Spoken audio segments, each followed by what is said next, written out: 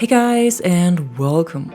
It's Tuesday again, and that means we got some new weekly missions, portal modes, and playlists for Battlefield 2042, but also some details on future updates and planned features from the new podcast. So as usual, I will give you an overview of everything in this video and also some tips to the new missions.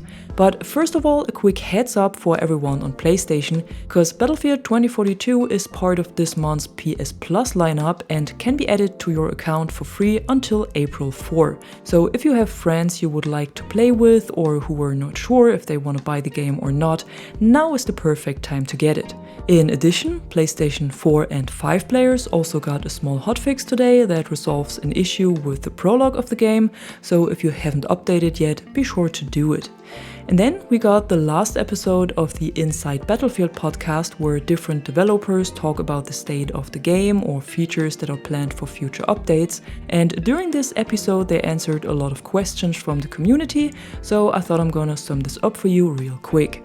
If you want to listen to the full podcast yourself, what I can highly recommend, you can also find the link to it in the description below. So the first thing that is planned for the near future are audio adjustments for Blasco, since it can be pretty annoying when there are several of her devices close to each other and there's a lot of beeps and buzzes.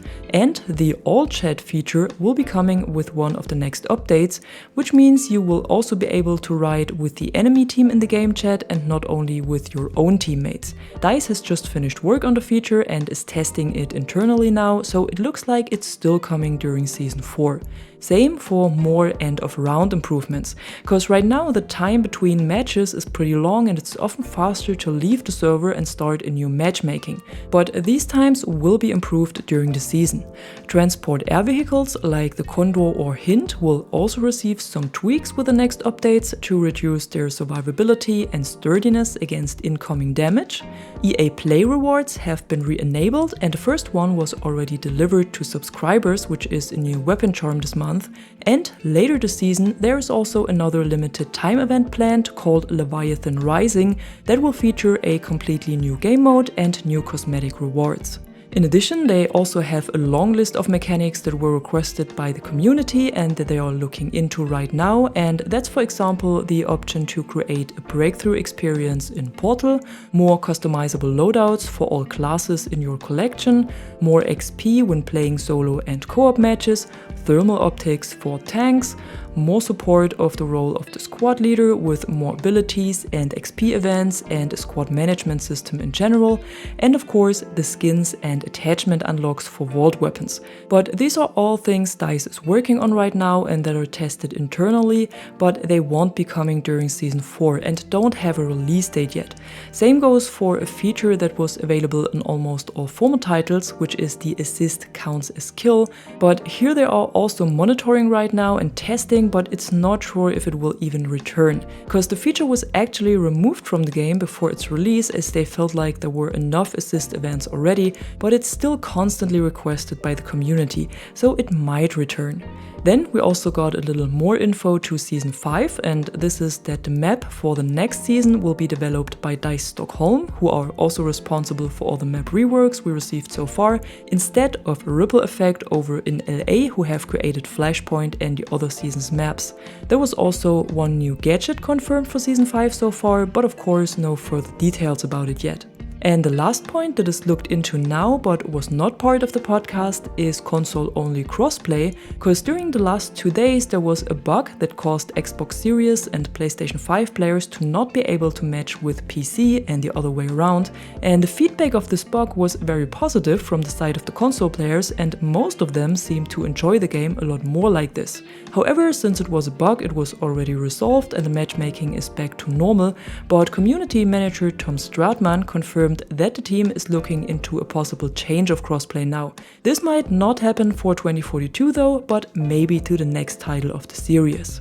And now let's have a closer look at everything that was added to the game today, starting with the new playlists. Over in Breakthrough, the Seasons playlist has returned that features a rotation of the 4 maps Exposure, Stranded, Spearhead and Flashpoint, and in Conquest you can still play the 24/7 Flashpoint playlist for another week. For all players below rank 11 there is also Discover Breakthrough available now, which is a playlist where you are matched with other low rank players to have more time to learn the mode, explore the maps and try out different specialists and gear before getting into normal multiplayer. In Portal, the Battlefield World Tour has returned and Battlefield 3 Gunmaster was added, with World Tour being a 64-player mix of Conquest and Rush played on all the old era's maps, and Gunmaster being a fast-paced free-for-all mode where you progress through a variety of Battlefield 3 weapons, and the first one who does a kill with the last weapon of the rotation wins the match. On Friday, the modes will be swapped with 2042 Tank Superiority, which is the perfect mode to level up Liz a little bit or master some of your vehicles, and a new Friday Night Battlefield experience.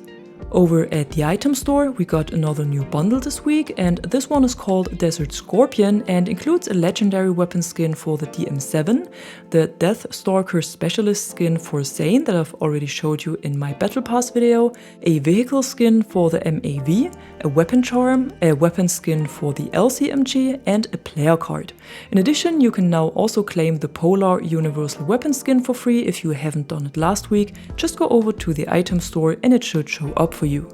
And at the end, let's have a quick look at the new weekly missions that are again very easy to complete. In the first section, you need to play 1 round on Flashpoint, travel 2 kilometers in vehicles, and revive 10 teammates. In the second section, you need to earn 6 objective ribbons, do 15 kills or assists with marksman or sniper rifles, and do 10 kills or assists with vehicles. In the third section, it's 20 hipfire or grenade kills, 60 kills or revives in general, and 25 wingman ribbons earned. And for the bonus mission, you simply need to capture or neutralize 8 objectives on Flashpoint. And I don't think any of these missions are much of a problem. For the first section, I would recommend to hop into the match as one of the support specialists so you can revive everyone and then get into a vehicle and fly or drive around until the mission is completed. And if you are a good pilot or driver or be lucky enough to get into a vehicle with one, you can also complete the kills and assists with vehicles in the same match. If you can't get directly into a vehicle, you can also get in as one of the engineers and repair them, because then you will also receive assists once anyone in this vehicle is doing a kill. The kills with marksman or sniper rifles are self-explaining, I guess, and for the objective ribbons you simply need to capture, hold and defend objectives. The only difficulty here is that you can only earn 3 ribbons of one type per match, so it will take you at least 2 matches to complete this mission. For the hipfire kills, I would recommend to get in with one of the SMGs or a fast-firing AR like the AM40 and then get into close combat. And for the wingman ribbons, you need to do assists and revives, and here again, the same as for the combat ribbons, you can only earn 3 of this type per match, so earning 25 wingman ribbons will take you at least 9 matches, which is probably the most challenging mission of this week. The kills and revives and also the objectives captured and neutralized should be self-explaining again. Just keep your teammates alive and play the objective. Conquest is probably the best mode for all of this, but Breakthrough or Rush work fine as well. And if you should struggle with any of the missions or you want to complete them in a more relaxed environment, you can also use one of my 3 portal codes and play in a lobby against AI, because this also counts towards the weekly missions now. And as a quick addition, because this was just changed while I'm doing this video, the blast radius of the new SPH explosive launcher was reduced by 30%. It was a bit more powerful than intended at launch and should now be a more healthier experience for everyone. And that's it for today, just your usual overview of what's going on in Battlefield 2042 and around it. And if you enjoyed this video, don't forget to drop a like or a comment below and subscribe to the channel for more content like this. Until then, thanks for watching. I'm the Catwoman and you are awesome.